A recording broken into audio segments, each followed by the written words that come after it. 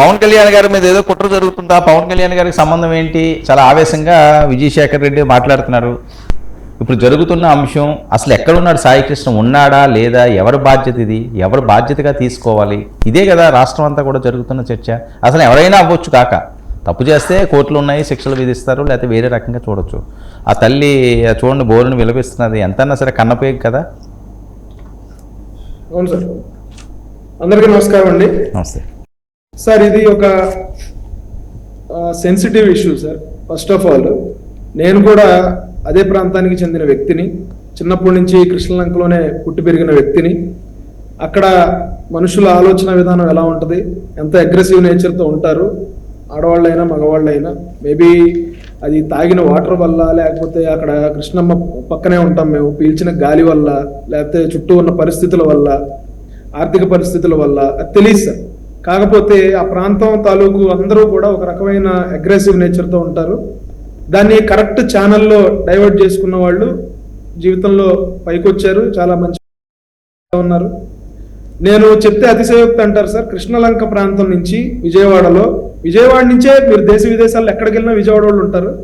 కానీ కృష్ణలంక నుంచి కూడా చాలా మంది మీకు ఎదురవుతారు సార్ విజయవాడ ప్రాంతంలో. ఎందుకంటే అక్కడ అందరూ కూడా middle class, below middle class people ఎక్కువ ఉంటారు. కృష్ణలంక, రాణిగారి తోట, రామలింగేశ్వర నగర్ ఏరియా అంతా కూడా అక్కడ బై నేచర్ అగ్రెసివ్గా ఉంటారు సార్. అందరూ కూడా చదువుకున్నారు, పెద్ద పెద్ద ఉద్యోగాలు చేస్తా ఉన్నారు, డాక్టర్లుగా ఉన్నారు. కిరణ్, నువ్వు అంత అగ్రెసివ్ గా కనిపించవే, మా దగ్గర ఉండట్లేదా అలాగా? ఎవరు సార్? కిరణ్ అంత అగ్రెసివ్ గా కనిపించడం మా దగ్గర ఉండట్లేదా? లేదు సార్, అంటే అదే చెప్తా ఉన్నాను సార్. అగ్రెసివ్ నేచర్ ని చిన్నప్పుడు మా నాన్నగారు తొక్కి ఆయన వేరే ఛానల్లో డైవర్ట్ చేశారు. ఆ ఎనర్జీని, ఆ ఫ్రస్ట్రేషన్ ని, లేకపోతే దాని మొత్తాన్ని చిన్నప్పుడు ఇందిరాగాంధీ స్టేడియంకి పంపించి అక్కడ అథ్లెటిక్స్ నేర్పించారు. తర్వాత ఒక వీడియో గేమ్, ఇంట్లో రూపాయి తీసుకెళ్లి వీడియో గేమ్ ఆడితే సార్ ఎరక్కొట్టుడు కొట్టేశారు. అంటే చిన్నప్పటి నుంచి చిన్న తప్పులు చేసినప్పుడు గట్టిగా మందలించడం ద్వారా ఏమైందంటే సార్, నేను కానీ నా స్నేహితులు కానీ మేమందరం కూడా అందరూ బాగా చదువుకున్నారు, పెద్ద పెద్ద ఉద్యోగాలు చేస్తూ ఉన్నారు.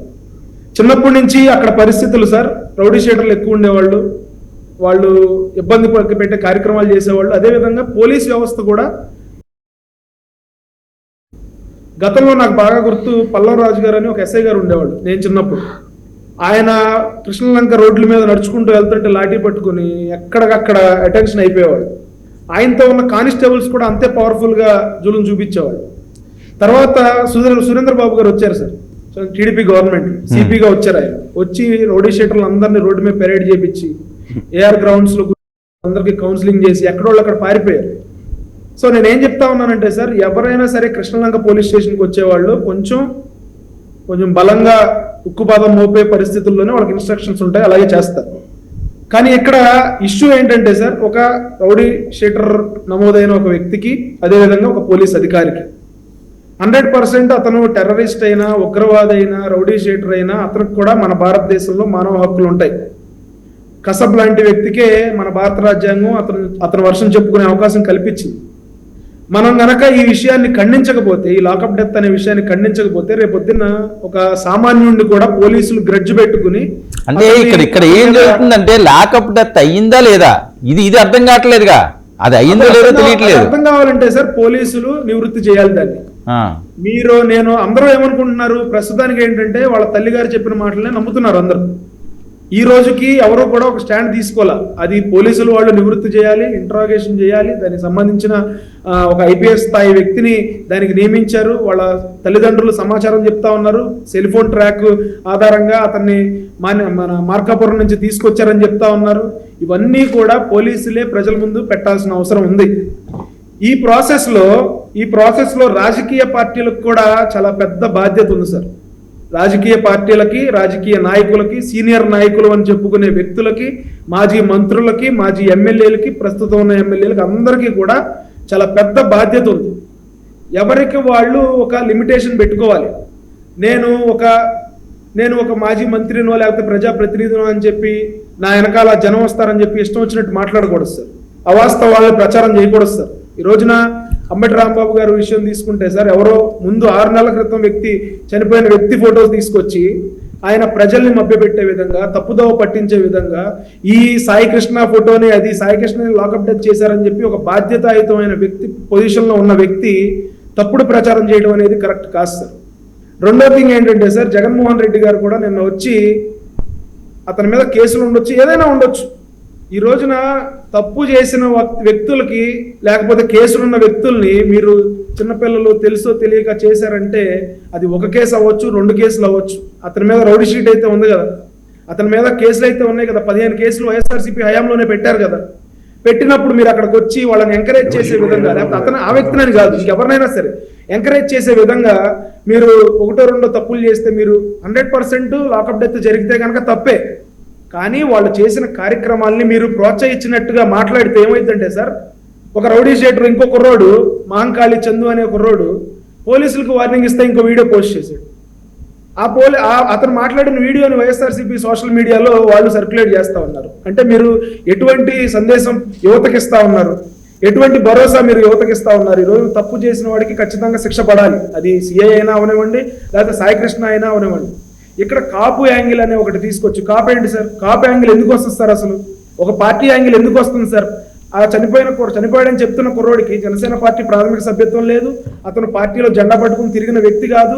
అతను సొంత స్నేహితుడినే నవీన్ రెడ్డి అనే ఇంకో కుర్రోడిని, కృష్ణలంకకి చెందిన వ్యక్తిని బీరు బాటిల్తో పీక కోసి అతను సోషల్ మీడియాలో పెట్టాడని చెప్పి ప్రచారం జరుగుతూ ఉంది.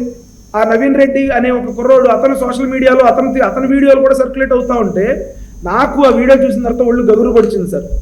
అతను ఏం చెప్తా ఉన్నాడు, యథేచ్ఛగా సిటీలో గొడవ జరిగితే నువ్వు అక్కడ పొడిసి రాకపోతే నేను పొడుస్తానని చెప్పి మా అమ్మ చెప్పింది నాకు అని చెప్పి అతను సోషల్ మీడియాలో వీడియోలు చేస్తూ ఉండంటే తల్లిదండ్రుల పిల్లల్ని ఎట్లా పెంచుతూ ఉన్నారు, వాళ్ళు సోషల్ మీడియాలో ఏం పోస్ట్ చేస్తూ ఉన్నారు, వాళ్ళు ఎట్లా ఏ వ్యక్తులతో సావాసం చేస్తూ ఉన్నారు, ఏం తాగుతూ ఉన్నారు, ఏం తింటా ఉన్నారు, అలా తిరుగుతూ ఉన్నారని అనే జాజగట్టుకోపోతే పేరెంట్స్ ఇట్లాగే అవుతుంది సార్.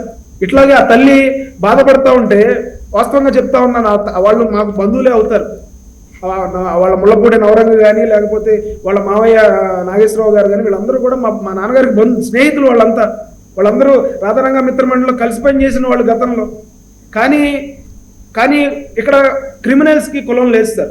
నేను చెప్పొచ్చేది ఏంటంటే క్రిమినల్స్ కి ఎవరు? ఇప్పుడు సాయి కృష్ణ ఫ్యామిలీ మీకు బంధువులు అంటున్నారా కిరణ్? సాయి కృష్ణ ఫ్యామిలీ మీకు బంధువులా?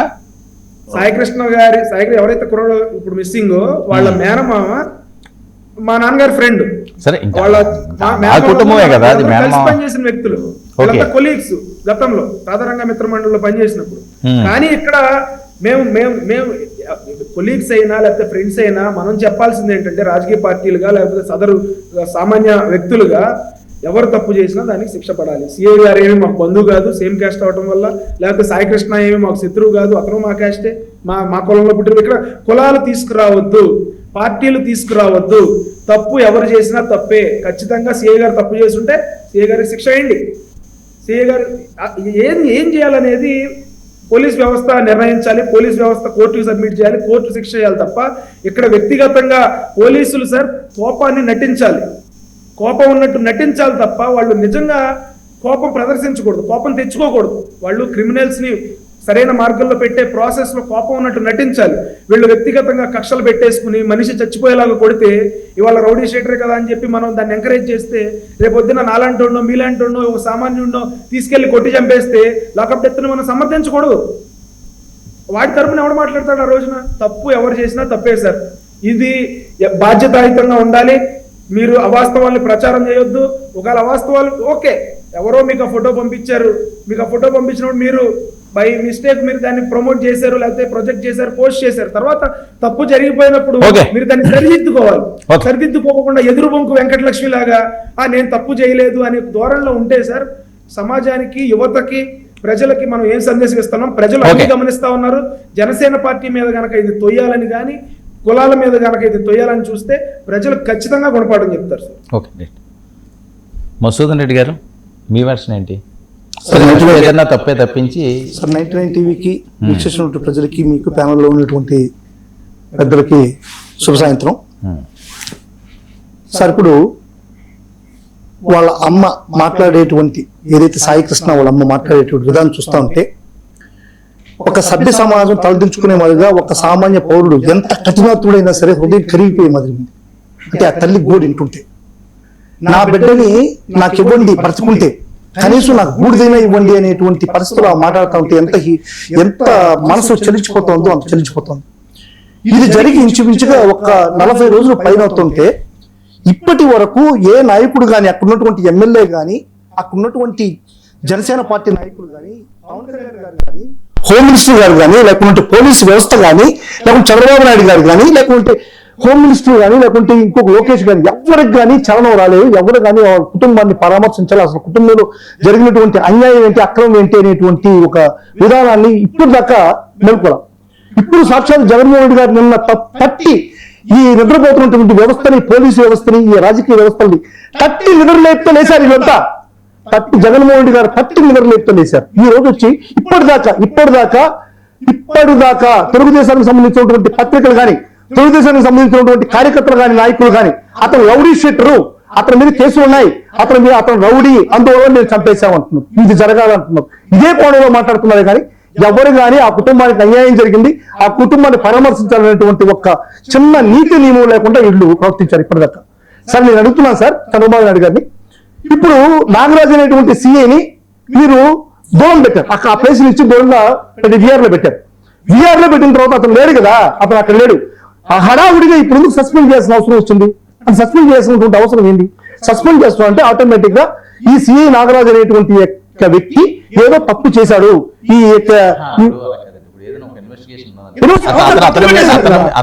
అతని మీద ఉన్నప్పుడు అతను అక్కడ పెడితే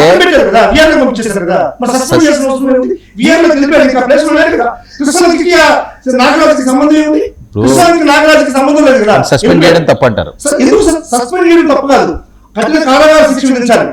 అసలు ఏం జరిగింది, ఏం కారాగార శిక్ష అండి, అసలు తెలియాలి కదా. సస్పెండ్ చేయాల్సినటువంటి ఆంతర్యం ఏంటి? చంద్రబాబు నాయుడు గారు ఇన్ని రోజులు చంద్రబాబు నాయుడు గారు కానీ, హోంమంత్రి గారిని స్పందించుకోవడానికి కారణం ఏంటి? హోంమంత్రి జస్ట్ కూటమి దూరం సార్, కృష్ణకి చంద్రబాబు నాయుడు గారి నివాసానికి కూటమి దూరం. అంటే 40 days నుంచి 40 రోజులుగా అక్కడ జరుగుతున్నటువంటి అరాచకాల అన్యాయాన్ని మీ దృష్టికి రాలేదా? వచ్చి కూడా మీరు ఏమైనా సపోర్ట్ చేశారా? సరే, అంబటి రాంబాబు గారు తప్పు చేశారు, అంబటి రాంబాబు గారు ప్రచారం బాగలేదు, రాంగ్ ప్రచారం చేశారు అంటున్నారు. ఇప్పుడు అంబటి రాంబాబు గారు రాంగ్ ప్రచారం చేశారో లేకపోతే రైతు ప్రచారం చేశారో ఏదో ప్రచారం చేయబట్టి ఈ రోజు ఈ కృష్ణవంశీ అనేటువంటి వ్యక్తి యొక్క, ఆ పిల్లగాడి యొక్క ఆచూకీ కోసం ఈ రోజు యావత్ ప్రపంచం కదలింది, ఈ వ్యవస్థలన్నీ కదిలాయి. సరే, ఇప్పుడు పోలీసులను అందరినీ కూడా నేను విమర్శించట్లేదు కానీ, ఎందుకంటే వ్యవస్థను విమర్శించడం కానీ, ఏ పోలీసులు అయితే ఉన్నారో ఈ పచ్చ చొక్కాలు వేసుకొని, ఈ కాకిటేషన్ చేసి పచ్చ చొక్కాలు వేసుకుని చంద్రబాబు నాయుడు గారి ఆధ్వర్యంలో పనిచేస్తున్నటువంటి పోలీసు వ్యవస్థకి నేను ఒకటే చెప్తున్నాను సార్, ఇటువంటి ప్రక్రియ అనేటువంటిది చట్టాన్ని మీ చేతిలో తీసుకోవడం అనేటువంటిది ఎంత సమర్థనీయం? మీరెవరయ్యా శిక్షించడానికి, ఒక వ్యక్తిని శిక్షించడానికి అతను చేసినటువంటి కార్యక్రమాలు ఏంటి, అతను చేసినటువంటి అన్యాయం ఏంటి, అక్రమాలు ఏంటి, మీరు కోర్టుకు సబ్మిట్ చేయాలి. ఒక వ్యక్తిని అరెస్ట్ చేసినటువంటి 24 గంటల్లో కోర్టుకు సబ్మిట్ చేయాలంటే మీరు అంటే కాదండి. ఇప్పుడు అది తెలియట్లేదు కదా, చేసారా చేయలేదా, మీరు ముందే శిక్ష చేయాలి, లేదా మీరెవరు చేయడానికి అంటున్నారు కదా. అసలు జరిగిందో లేదో తెలియాలి కదా ఫస్ట్. సాయి కృష్ణ ఎక్కడికి పోయారు, బ్రతుకున్నాడా లేదా, అక్కడ మీరు సబ్మిట్ చేస్తారా లేదా అనేటువంటిది ఎప్పుడు ఎవరు చెప్తారు, ఎప్పుడు చెప్తారు? అది చెప్పండి ఫస్ట్. ఇంకొకటి సార్, మీరు చెప్పేది ఏంటంటే సాయి కృష్ణ అనేటువంటి వ్యక్తికి చాలా కేసులు ఉన్నాయి, 20 కేసులు ఉన్నాయి, అందులో అతను కొట్టచ్చు అనే ధోరణిలో మాట్లాడుతున్నారు. కానీ ఏ వ్యక్తిని కూడా కొట్టకూడదు అనేటువంటి ఒకటి నేను మాట్లాడు, నువ్వు మాట్లాడేసేపు నేను మాట్లాడదు, మీరు మాట్లాడిన సేపు, మీ ఇద్దరు మాట్లాడిన సేపు నేను మాట్లాడు. ఒకటి, మీ నాయకుడు చంద్రబాబు ప్రభాకర్ మీద 90 కేసులు ఉన్నాయి. ఎన్ని కేసులు ఉన్నాయి? 90 కేసులు. సాక్షాత్తు వనజాక్షి అనేటువంటి ఎంఆర్ఓని, అంటే మ్యాజిస్ట్రేట్ ని జుట్టు పట్టుకొని లాక్కుని వస్తే ఒక కేసు పెట్టారు. జుట్టు పట్టుకొని లాక్కుని వస్తే అదే విధంగా మీ పార్టీలో ఉండేటువంటి ఒక అడ్వకేట్ ని ఇంటికి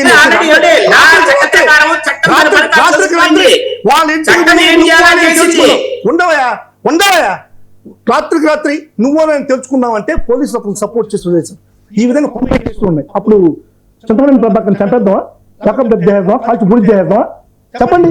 అదేవిధంగా పులుగుట్టు రాణి మీద 30 కేసులు ఉన్నాయి. అదేవిధంగా అశోక్ రెడ్డి మీద 28 కేసులు ఉన్నాయి. అమర్నాథ్ రెడ్డి పైన 14 24 కేసులు ఉన్నాయి. ఎర్రపల్లి శ్రీనివాసు 22 కేసులు ఉన్నాయి. వెంకటప్రసాద్ 20 కేసులు ఉన్నాయి. కాలువ శ్రీనివాస్ 19 కేసులు ఉన్నాయి. 19 కేసులు ఉన్నాయి. 19 కేసులు ఉన్నాయి, చంద్రబాబు నాయుడు గుర్తు చేద్దాం చేసింది. రామాజీ గారి మీద 18 కేసులు ఉన్నాయి, చల్లా రామచంద్ర గారి 18 కేసులు ఉన్నాయి, సార్ కాదు 18 కేసులు ఉన్నాయి, సరే, సరే. లోకేష్ మీద 18 కేసులు ఉన్నాయి. ఈ కేసులు మొత్తాన్ని లాకప్ డెత్ చేద్దామా అంటే లాకప్ డెత్ చేయడానికి కేసులకి సంబంధం ఏంటి? లాకప్ డెత్ చేయడానికి కేసులకి ఏంటి సంబంధం? అంటే కేసులు లేని వ్యక్తిని లాకప్ డెత్ చేసి కనీసం సార్ భారతదేశ చరిత్రలో భారత రాజ్యాంగం ఏర్పడిన తర్వాత బ్రిటిష్ వాళ్ళు మన పరిపాలన మనమే చేసుకోండి అని వాళ్ళు వదిలేసి చనిపోయిన తర్వాత లాకప్ డెత్ జరిగాయి. కానీ లాకప్ డెత్ లో చనిపోయిన వ్యక్తిని ఒక బైక్ మీద ఎక్కించుకొని పోయి ఒక శ్మశానంలో కాల్చి ఎవరు చూసారు? బైక్ ఏంటి? బైక్ మరి బైక్ కాదు, బైక్ అన్నట్టుగా కళ్ళని సూచించారు.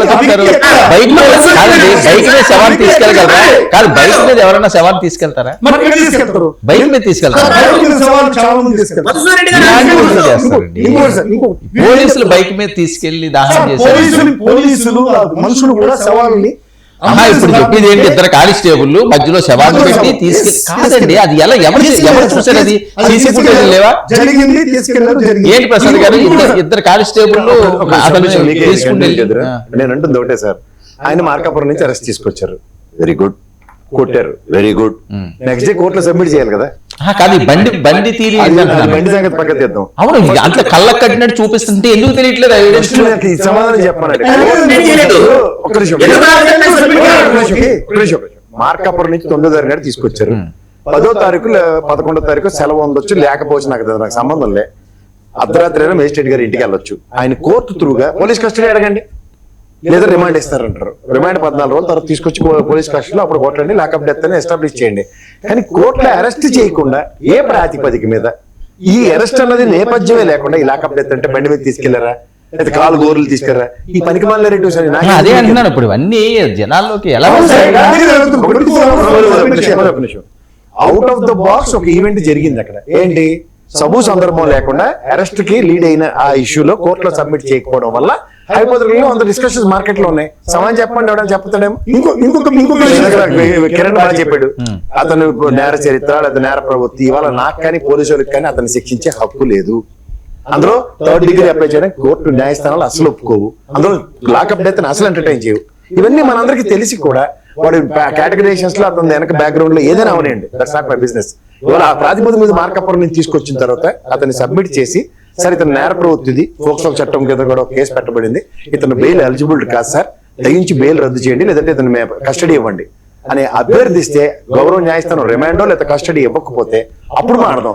ఇదేది జరగకుండా ఇవాళ బండి మీద తీసుకెళ్ళిన ఏనో కదా, అలా అంబటరాంబాబు గారేమో కాలు గోర్లు పీకేశారని ఒక కదా, లేదా మా విజయకిరణ్ ఇంకోటి చెప్తాడు, నేను చూస్తుండగానే పోలీసులు కాపాడారు సార్ అతను నాకు చెప్తాడు, లేదా ఆయన మా దాసరి కిరణ్ అయితే ఒక మాట చెప్తాడు, ఆయన మాకు చుట్టపోడు, మా నాన్నగారు స్నేహితులు సార్, నేను కూడా అతను 2 రోజులు ఇంట్లో ఉంచుకున్నాను, తర్వాత జరిగిన పరిణామాలు ఏం జరిగిందో నాకు తెలియదు సార్ అంటాడు. ఈ దిక్కుమా కథలు నాకెందుకు? రాత్రి మా నాన్న ఆల్రెడీ చచ్చిపోయింది, రాత్రి పడుకున్నప్పుడు చెప్పి ఈ దిక్కుమా కథలు నాకు వద్దు. ఇవాళ ఫస్ట్ థింగ్, ఇవేమీ కానప్పుడు ముఖ్యమంత్రి గారు ఏ ప్రాస్పెక్ట్ లో ఆయన సస్పెండ్ చేశారు?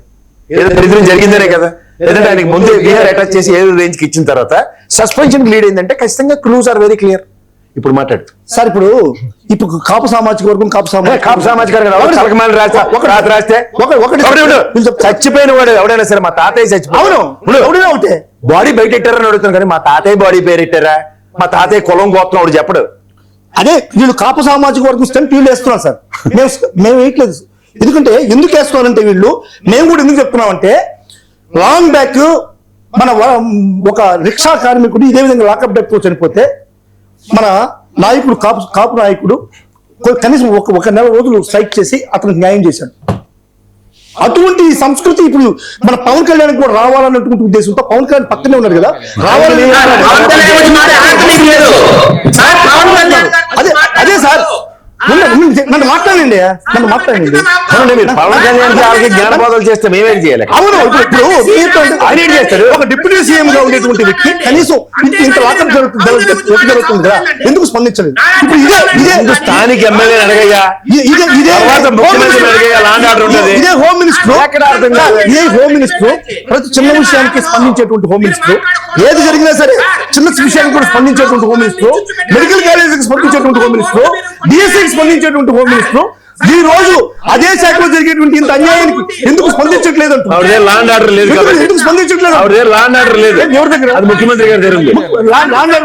మినిస్ట్రీ ఉంది ఇంకా. అదే మరి మినిస్ట్రీ ఉంది. మీరు ఇచ్చారు ఎప్పుడన్నా? ఇద్దరు ఆడపిల్లలకి ఇచ్చారు. అప్పుడు కూడా law and order Jaganmohan Reddy దగ్గర ఉన్నాయి. విద్యాశాఖ మంత్రి చెప్పండి, విద్యాశాఖ మంత్రి డిఎస్సీ గురించి చెప్పడానికి మరి ఏం చేశారు?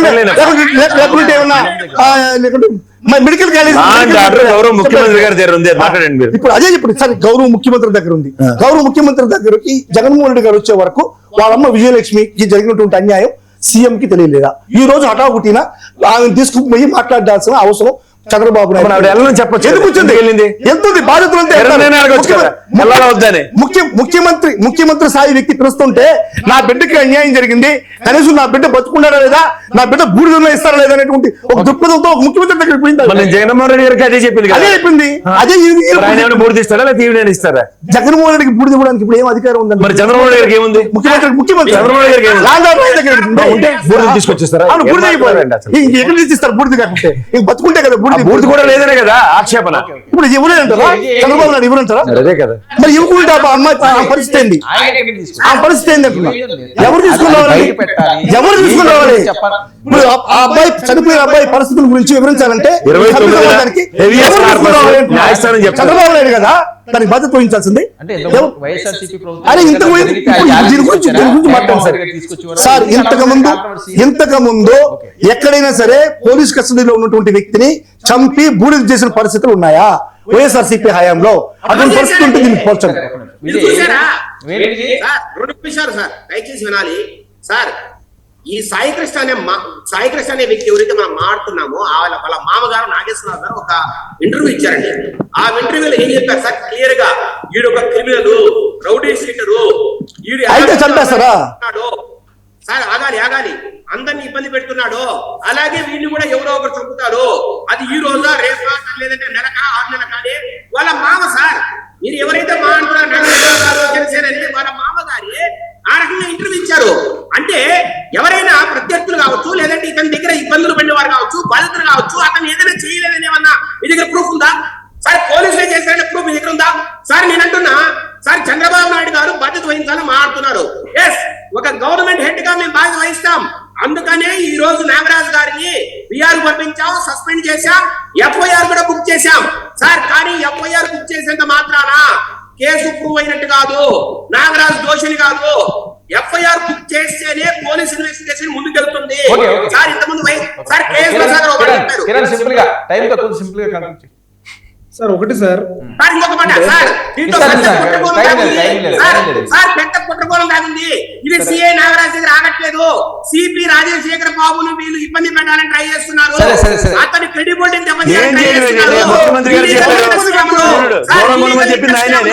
సిట్టు